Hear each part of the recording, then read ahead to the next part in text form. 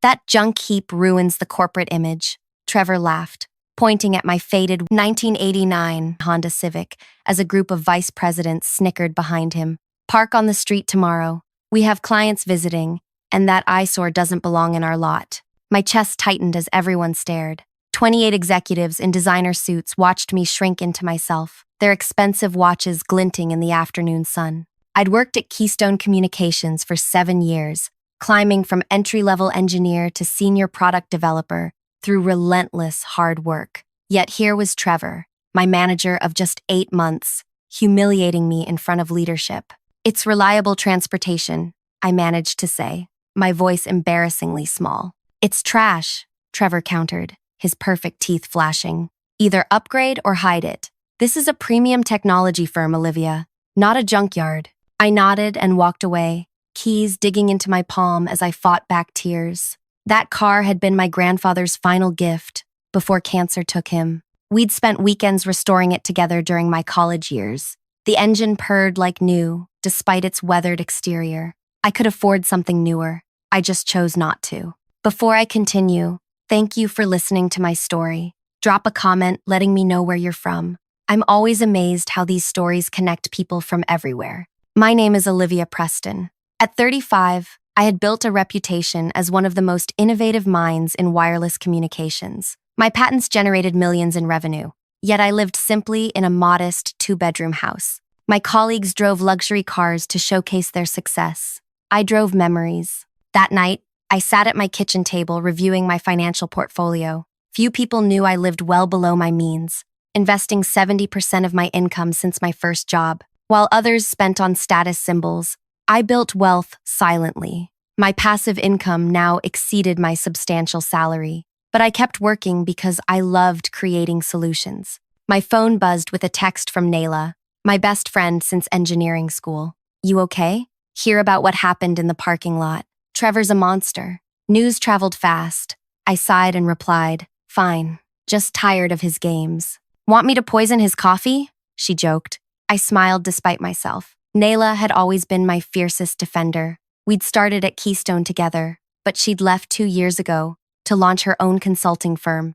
"Not worth the jail time," I texted back. My thoughts drifted to 8 months ago when Trevor joined our division after the retirement of my previous manager, Eleanor. Eleanor had been tough, but fair, recognizing talent regardless of appearance. Under her leadership, I'd flourished, earning her trust to lead our most promising projects. Trevor was different. From day one, he'd reshuffled assignments, giving my projects to his former colleagues who joined from his previous company.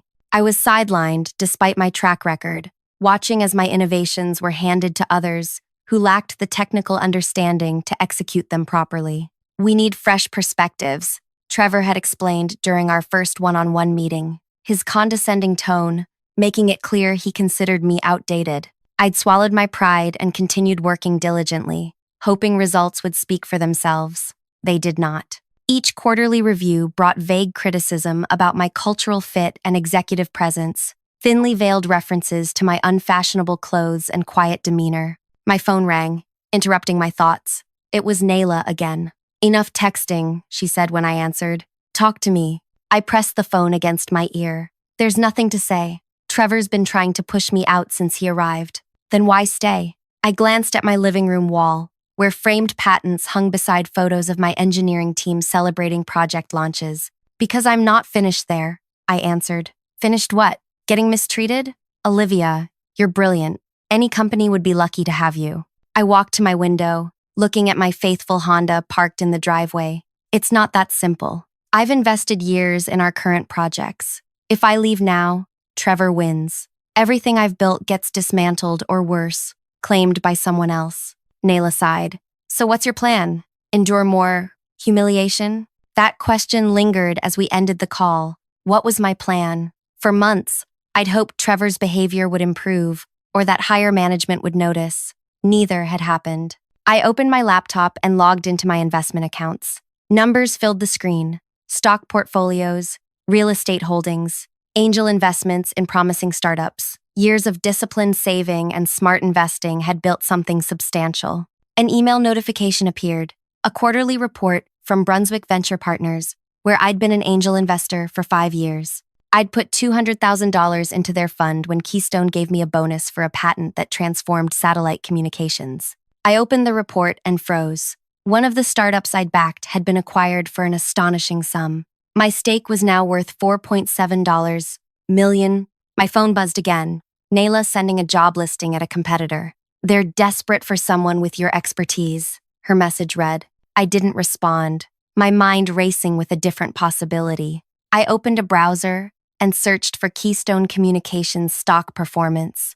The company had struggled recently, with shares down 28% over 6 months, following delayed product launches and increasing competition. Most of those delayed launches were my projects that Trevor had reassigned. I searched further, reading financial news about Keystone. Analyst predictions were grim. The board was reportedly pressuring CEO Damian Brooks to make significant changes or consider stepping down. I reached for my phone and called Nayla back. Remember Marcus Adeyemi from grad school? I asked when she answered. Investment banker guy? Sure. Didn't he try to ask you out like 17 times? We've kept in touch. He's a partner at Windsor Financial now. Okay, why are we talking about Marcus at 11 p.m.? I took a deep breath, because I need someone who understands corporate acquisitions. Silence filled the line. Olivia, Nayla finally said, what are you thinking? What if instead of finding a new job, I bought the company? Another long pause. Have you lost your mind? Keystone is worth hundreds of millions. Their stock has tanked. Market cap is down to $142 million and falling. The board is getting desperate. And you have $142 million sitting around? No, I admitted, but I have nearly $5 million from a startup exit, strong relationships with venture capitalists, and intimate knowledge of Keystone's weaknesses and untapped potential. This is insane, Nayla whispered. You want to buy a public company because your boss made fun of your car? When she put it that way, it did sound ridiculous. But it wasn't just about today's humiliation. It was about 7 years of innovations that deserved better leadership. It was about talented engineers being overlooked because they didn't match some artificial image of success. Keystone is undervalued because of poor management, I said firmly. The technology that I've developed, could transform the industry with the right leadership. And you think you're that leader? Olivia, you hate public speaking. You hide during company parties. She was right. I preferred solving problems to managing people, but maybe I didn't need to be CEO. I just needed to own enough to change things. I don't need to run it. I just need to fix it. The line went quiet again. I could almost hear Nayla thinking. Meet me for breakfast, she finally said. 6 a.m. at Sunlight Diner. If you're still considering this crazy idea after sleep, we'll talk strategy. I hung up and returned to my computer, researching hostile takeovers and activist investor strategies until 2 a.m.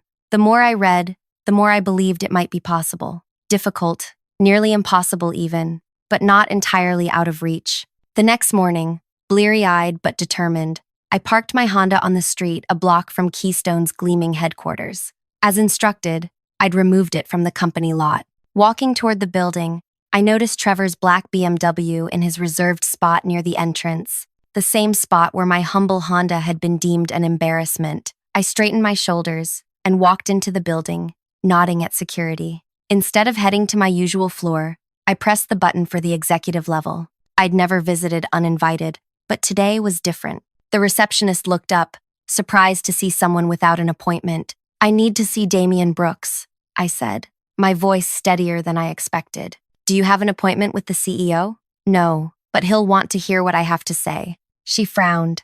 Mr. Brooks is in meetings all morning. Perhaps you could email his assistant to schedule something later this week. I pulled out my phone and dialed a number. Who are you calling? She asked, concerned. Windsor Financial, I replied as the line connected. Hello, Marcus? It's Olivia Preston. Remember that conversation about undervalued tech companies we had last month? I'm ready to move forward, but I need to speak with Damian Brooks first. I'm in his reception area, being told he's unavailable. The receptionist's eyes widened as I mentioned Windsor Financial, one of the most prestigious investment banks in the country. Yes, I understand the timing is sensitive given the current stock situation, I continued. Perhaps I should just proceed directly with the board instead. I handed my phone to the increasingly nervous receptionist. Marcus Adeyemi from Windsor would like to speak with you. The receptionist spoke briefly with Marcus, her expression shifting from skepticism to alarm. After hanging up, she immediately picked up her desk phone. Mr. Brooks, I apologize for the interruption, but there's an Olivia Preston here with investment matters regarding Windsor Financial. She listened for a moment. Yes, sir. Right away. She looked up at me with newfound respect. He'll see you now. The CEO's office door opened 30 seconds later. Damian Brooks, a tall man in his 50s, with silver-flecked hair, gestured me inside. I'd only spoken to him twice in 7 years, both times at company events, where he barely remembered my name, despite my patents generating millions for Keystone. Miss Preston, he said, closing the door behind us. This is unexpected. You work in engineering, correct? Senior product developer, I confirmed, taking the seat he offered across from his desk. I lead the quantum frequency modulation team. His brow furrowed slightly. Trevor Blackstone's division. I nodded. For the past 8 months. And now you're speaking with Windsor Financial about exactly what? I met his gaze directly. About Keystone's future. Your stock has dropped 28% in 2 quarters. Your most innovative projects are behind schedule. Your best engineers are updating their resumes. His expression hardened. These are temporary setbacks. We've weathered downturns before. Not like this one, I replied, sliding a folder across his desk. These are the original timelines for 5 key projects compared to current projected completion dates. The delays average 8 months, coinciding precisely with leadership changes in the R&D division. He opened the folder, scanning the contents. How did you access this data? I created these projects, Mr. Brooks, before they were reassigned. Recognition flickered in his eyes. The satellite encryption protocol, that was yours, along with the adaptive mesh network and quantum frequency modulator. Yes. He leaned back, studying me with new interest. What exactly are you proposing, Miss Preston? A solution. Keystone has extraordinary potential, being squandered by leadership more concerned with image than innovation. And Windsor Financial's involvement? I took a deep breath. They're prepared to help facilitate a change in ownership and management structure. Several investors believe Keystone is significantly undervalued. His face darkened. You're talking about a hostile takeover. I prefer strategic restructuring, I replied. The board might see it as a welcome solution, given current performance. Brooks stood abruptly, walking to his window. Why come to me first? If you're planning to go around management, why warn me? Because unlike some leaders here, I believe in direct communication. And because you built something valuable, that's worth saving. He turned back toward me. Who's behind this? Archer Technologies? Meritron? Private investors who recognize Keystone's potential. I stood to leave. You have 48 hours to consider your position before we approach the board directly. I suggest you review those project delays carefully. As I reached for the door, he called after me. Why are you doing this, Preston? What's your stake? I paused. I care about what we build here.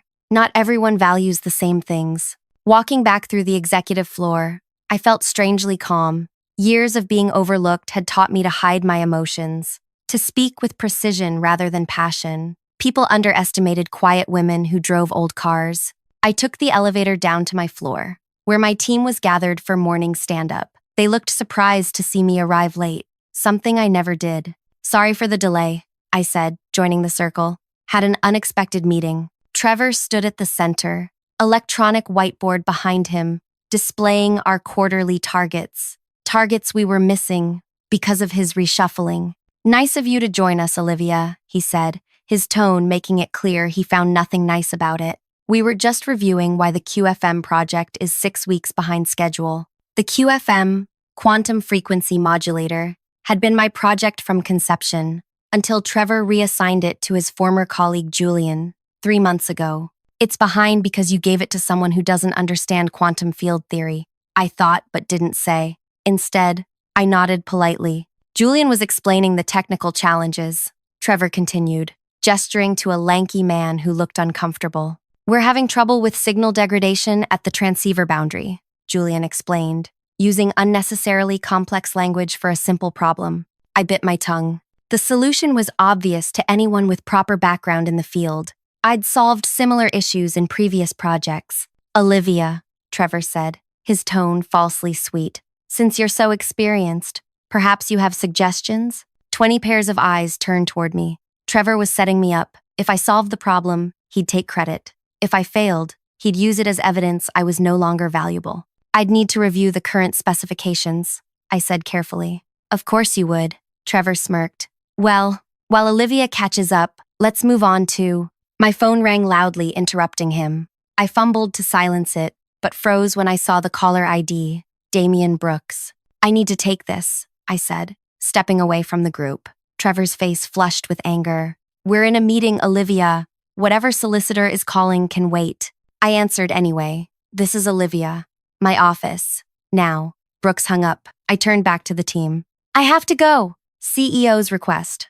Trevor's smug expression faltered. What does Brooks want with you? Guess I'll find out, I replied, walking away as whispers erupted behind me. Back in the elevator, heading to the executive floor, my composed facade cracked. My hands trembled slightly. I'd set something in motion that couldn't be easily stopped. Brooks was waiting when I arrived, along with a woman I recognized as Patricia Lynn, Keystone's chief legal counsel. Sit down, Preston, Brooks said, his earlier politeness gone.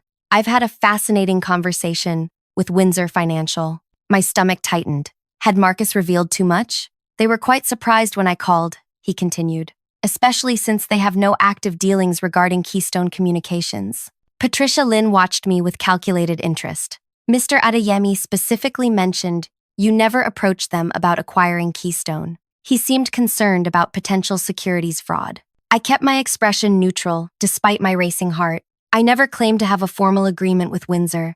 I said they were prepared to help facilitate discussions with interested investors. Semantics, Brooks snapped. You implied representation that doesn't exist. Actually, I countered. I implied possibility. There's a difference. Lynn raised an eyebrow. You're playing a dangerous game, Miss Preston. I'm addressing a dangerous situation, I replied. Keystone is hemorrhaging value because of mismanagement. The quantum frequency modulator alone could revolutionize secure communications, but it's months behind schedule because it was reassigned from someone with expertise to someone without it. Brooks leaned forward. You're talking about Trevor Blackstone's decisions. I'm talking about patterns that are destroying shareholder value. Lynn exchanged glances with Brooks. What exactly do you want, Miss Preston? It was the opening I needed. 2 things. First, a complete review of project reassignments over the past 9 months with performance metrics before and after. Second, a meeting with the board to present findings on how these decisions have impacted Keystone's market position.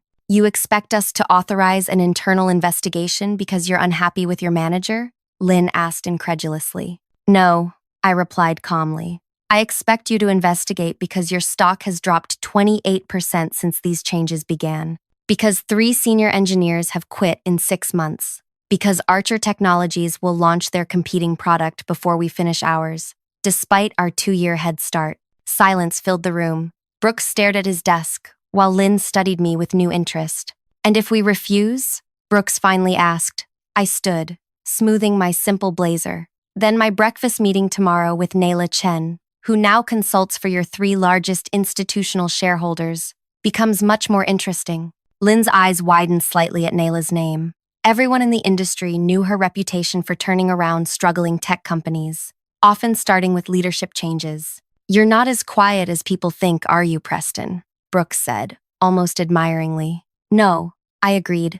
I just save my voice for things that matter. Back at my desk, I tried to focus on work while my mind raced. I'd bluffed my way through that meeting with far more confidence than I felt. Nayla did consult for one of Keystone's shareholders, but not all 3. And while she had agreed to help me, we were still formulating a plan. My computer dinged with a meeting invitation. Project Review Task Force, scheduled for 8 a.m. tomorrow, with Brooks, Lynn, and the CFO. Subject line, confidential, resource allocation analysis. They were taking me seriously. At 5:30, while most of the office was still working, I packed up my things. Trevor appeared at my cubicle, leaning against the partition. Leaving early? He asked, voice dripping with disapproval. I have plans, I replied simply. I heard you were called to Brooks' office, twice in one day. Something I should know about? I looked up at him. For 8 months, This man had systematically undermined my work, taken credit for my ideas, and just yesterday, humiliated me in front of company leadership. Nothing that concerns you yet, I answered. His eyes narrowed. Everything in this department concerns me, Olivia. I'm your manager. For now, I said quietly. Trevor's face hardened. What's that supposed to mean? I shouldered my bag. Have a good evening, Trevor. By the way, they're predicting rain tomorrow. I hope your BMW doesn't get wet in that exposed parking spot. I walked past him toward the exit, feeling his glare on my back. In the parking garage, I remembered my car wasn't there. I'd parked it on the street as instructed. As I walked down the sidewalk, I spotted Trevor's black BMW gleaming under the premium-covered parking area reserved for directors and above. My phone buzzed with a text from Nayla. Just got off the phone with Marcus. What did you do? I smiled and replied. Made some noise. 8 a.m. meeting tomorrow with executives. You free for dinner to prep? Coming over now. This better be good. I reached my faithful Honda, unlocking it with the key rather than a remote. The worn seat cushion welcomed me like an old friend. This car had seen me through college, my first job, my first heartbreak. It wasn't luxury, but it was paid for, reliable, and mine. As I pulled away from Keystone headquarters, I glanced in my rearview mirror at the towering glass building. For 7 years, I'd given that company my best ideas while accepting being overlooked and undervalued. No more. I drove to the local grocery store, picking up ingredients for dinner with Nayla. Tomorrow would change everything, one way or another. As I navigated through evening traffic, a plan began crystallizing in my mind. I didn't need to buy Keystone outright. I just needed enough leverage to fix what was broken. And I knew exactly where to find it. I arrived home to find Nayla already waiting on my porch, her sleek electric car parked in my driveway. Still wearing her consulting firm's power suit, she paced anxiously, phone pressed to her ear. Look, I don't care what other commitments you have, she was saying. This takes priority. Yes, tomorrow at 9 a.m. Great. She hung up as I approached. Who was that? I asked, unlocking my front door. Financial analyst who owes me a favor. You're going to need hard numbers tomorrow. She followed me inside, eyeing the grocery bags. Please tell me there's wine in there. I pulled out a bottle of Cabernet, already ahead of you. While I prepared a simple pasta dinner, Nayla set up her laptop on my kitchen counter. Marcus called me in a complete panic, she said, uncorking the wine. He thought you were committing securities fraud, using his name. I winced. I may have implied a connection that doesn't technically exist. You're lucky he likes you.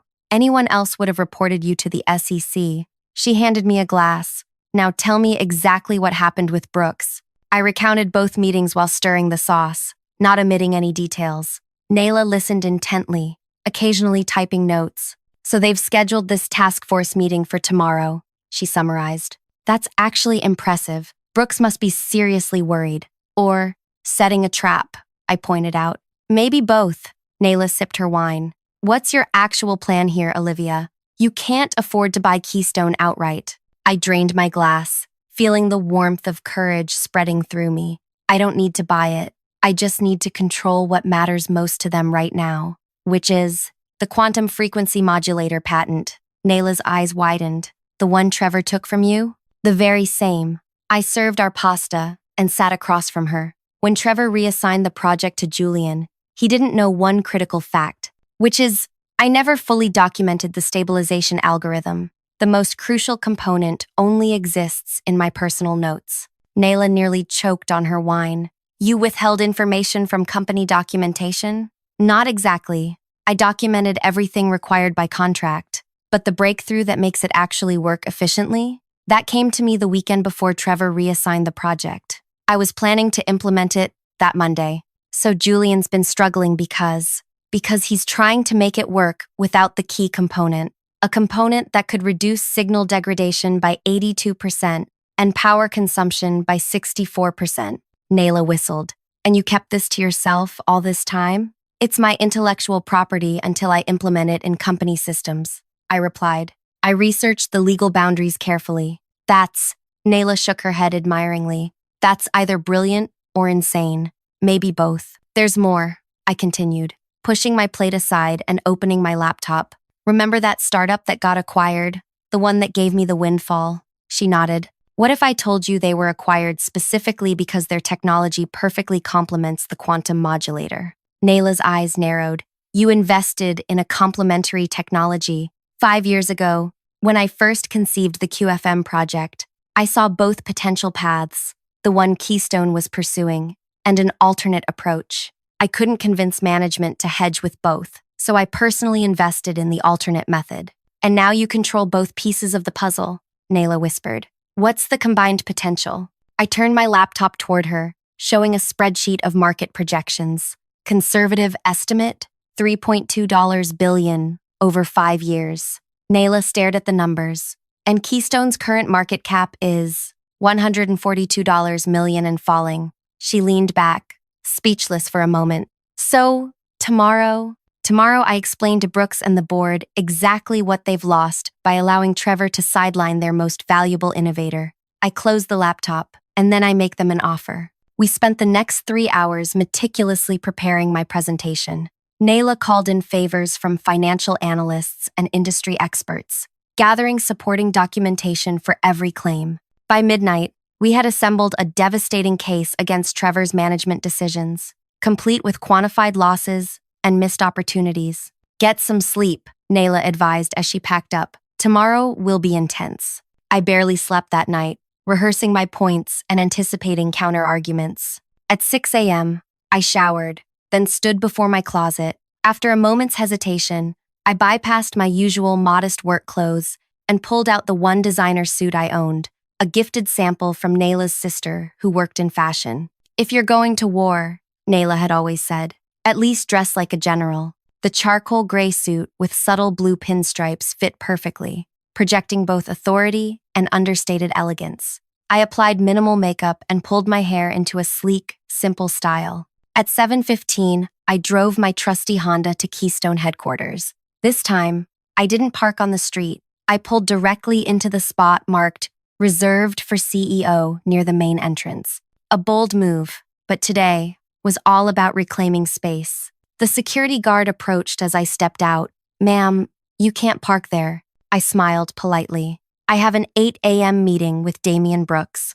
Please let him know Olivia Preston has arrived early and would appreciate coffee in the boardroom. His confusion was evident, but something in my confident tone made him reach for his phone, rather than argue. Carrying my presentation materials in a leather portfolio, another gift from Nayla, I walked through the lobby toward the executive elevator. Employees already arriving stared at my transformed appearance and unusually confident stride. The boardroom was empty when I arrived, exactly as I'd hoped. I connected my laptop to the presentation system and arranged handouts at each seat. Then I stood at the window, looking out over the city as it awakened, and took a deep, centering breath. At 7:50, Patricia Lynn entered, stopping short when she saw me already set up. You're early, Miss Preston. I prefer being prepared, I replied, not moving from my position of subtle power by the window. She assessed my appearance with a raised eyebrow. Quite a transformation from yesterday. The exterior changes, I said pointedly. The substance remains the same. She almost smiled as she took a seat. At 7:55, Brooks arrived with CFO Martin Goldstein, both looking surprised to find me already positioned. They exchanged glances as they took seats. I see you've made yourself comfortable, Brooks observed. I've made myself ready, I corrected gently. At exactly 8 a.m., I began without waiting for further pleasantries. Thank you for agreeing to this meeting. What I'm about to share will fundamentally change how you view Keystone's current situation and future prospects. For the next 20 minutes, I presented my analysis of project performance before and after Trevor's reassignments. The data was devastating. Clear downward trends in productivity, innovation, and predicted market impact. These aren't just numbers, I explained. These represent lost opportunities, delayed launches, and market share surrendered to competitors. Goldstein, the CFO, leaned forward. These projections can't be accurate. You're suggesting the QFM project alone could have generated $340 million in first-year revenue if it had launched on the original schedule. That's correct, I confirmed. And that's a conservative estimate. Impossible, he argued. Our entire annual revenue is $220 million. Because you're thinking incrementally, not transformationally, I replied. The QFM technology doesn't just improve existing products, It creates entirely new market categories. Brooks frowned. Even if that's true, the delays aren't only due to management changes. Julian reports technical barriers that couldn't have been anticipated. This was the opening I'd been waiting for. Those barriers exist because Julian doesn't have the complete solution, I said quietly. The stabilization algorithm that makes the QFM commercially viable never made it into the official documentation. The room went silent. Are you saying you withheld critical information? Lynn asked, her legal mind immediately grasping the implications. I'm saying I made a breakthrough the weekend before the project was reassigned. I never had the opportunity to implement it. I opened a folder and pushed a handwritten page of complex equations across the table. This is the missing piece. Brooks studied the paper. You expect us to believe these scribbles are worth hundreds of millions? I expect you to verify them, I replied evenly. Have your best engineers review them. They'll confirm what I'm saying. Goldstein looked frustrated. What's your point here, Preston? What do you want? I stood, walking to the window again before turning to face them. I want Keystone to succeed. I've invested 7 years of my life here, but success requires change. What kind of change? Brooks asked cautiously. First, Trevor Blackstone needs to be removed from leadership. His management style has cost this company millions and driven away top talent. Lynn raised an eyebrow. You've called this meeting to demand firing your boss because he insulted your car? I've called this meeting because he's destroyed shareholder value through systematically flawed decision-making. I corrected. The car incident was merely the most visible example of a pattern. Even if what you're saying is true, Goldstein interjected, we can't restructure senior management based on one employee's complaints. I smiled then, the first real smile of the meeting. That brings me to my second point. I pressed a button on my laptop, and a new slide appeared showing a corporate structure diagram. What's this? Brooks asked. Phoenix Quantum Technologies, I replied. A new company that owns the complementary technology required to make the QFM commercially viable at scale. The executive team stared at the slide, confusion evident on their faces. 2 days ago, I continued, Phoenix acquired a controlling interest in True Wave Systems, the startup that owns the parallel processing architecture needed to maximize QFM efficiency. Brooks' face paled. Who owns Phoenix Quantum? Instead of answering directly, I displayed another slide, a news release dated today that hadn't yet been published. The headline read, Phoenix Quantum Technologies offers strategic partnership with Keystone Communications. This release goes public at noon, I explained. It announces a proposed partnership that would give Keystone access to the technology they need to salvage the QFM project in exchange for leadership changes and a new innovation-focused direction. This is blackmail, Goldstein sputtered. This is business, I corrected. Phoenix is offering Keystone a lifeline when your stock is in free fall and your flagship project is failing. And who exactly runs Phoenix? Brooks demanded again. I held his gaze steadily. I do. The stunned silence that followed was broken by the boardroom door opening. Trevor Blackstone walked in, his usual confident smile faltering as he took in the scene. Sorry I'm late, he said, looking between the executives' shocked faces and my position at the head of the table. I wasn't aware this meeting had been called. That's because you weren't invited, I replied calmly. Trevor's face reddened. Excuse me? Any meeting regarding my department involves me by definition. Brooks cleared his throat.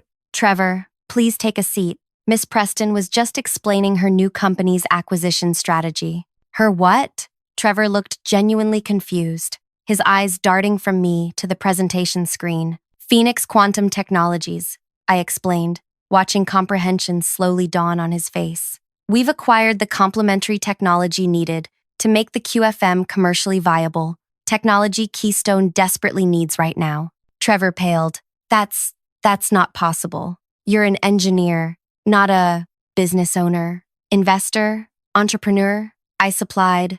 I'm all of those things, Trevor. You just never bothered to look past my old car and quiet demeanor. The next 30 minutes unfolded like a carefully choreographed dance. I outlined Phoenix's proposed partnership terms, Trevor's removal, restoration of my original project team, and my appointment to the Executive Leadership Committee with authority over innovation strategy. This is unprecedented, Lynn muttered, reviewing the documents I'd provided. So is the market opportunity, I countered. Combined, our technologies represent a potential $3.2 billion market over 5 years. Separately, neither will achieve full potential. Goldstein looked up from the financial projections. These numbers are incredible. If they're accurate, they are, I assured him. Your analysts can verify independently. Trevor, who had been uncharacteristically silent, suddenly stood. This is ridiculous. She's manipulating you. This mystery company probably doesn't even exist. I slid my phone toward Brooks. Feel free to call Marcus Adeyemi at Windsor Financial. He handled the TrueWave acquisition yesterday. Or perhaps Nayla Chen, who's currently briefing your 3 largest institutional investors on the partnership opportunity. Trevor's face contorted with rage. You've been planning this all along. While pretending to work on company projects, you've been building something valuable. I finished for him. Just not in the way you expected. Brooks raised a hand to silence Trevor. Miss Preston, may we have the room to discuss privately? I nodded, gathering my laptop. The partnership offer expires at 2 p.m. After that, Phoenix will approach Archer Technologies with the same proposal. As I walked toward the door, Trevor blocked my path. You won't get away with this. He hissed quietly enough that others couldn't hear. You're still nothing but a nobody in a pathetic old car. I looked directly into his eyes. That car taught me the most valuable lesson in business, Trevor. Never judge value by appearance. I stepped around him and left the room. Outside in the hallway, I finally allowed my composed facade to crack slightly. My hands trembled as I texted Nayla. Phase 1 complete. They're discussing now. End quote. Her response came immediately. Board members briefed. They're calling Brooks as we speak. I took the elevator down to my regular floor, walking past curious colleagues to my cubicle. For the next 3 hours, I performed my regular work as if nothing extraordinary was happening. The contrast between the morning's power play and my current mundane tasks felt surreal. At 11:58 a.m., my phone buzzed with a message from Patricia Lynn. Boardroom. Now. I took my time walking back to the executive floor, using those minutes to steady my breathing and prepare for either outcome. The boardroom now contained not just Brooks, Lynn, and Goldstein, but the entire board of directors, appearing either in person or via video conference. Trevor sat at the far end, his expression thunderous. Brooks gestured to an empty chair. Miss Preston, please join us. As I seated myself, the board chairman, Elijah Montgomery, addressed me directly.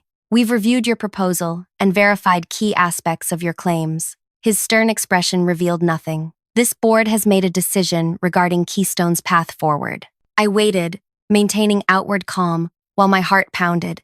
Effective immediately, Montgomery continued. We are implementing a comprehensive restructuring of Keystone's innovation divisions. Trevor shifted forward, a premature smile forming. Trevor Blackstone's employment is terminated, effective today. The smile vanished from Trevor's face. What? You can't be serious. Based on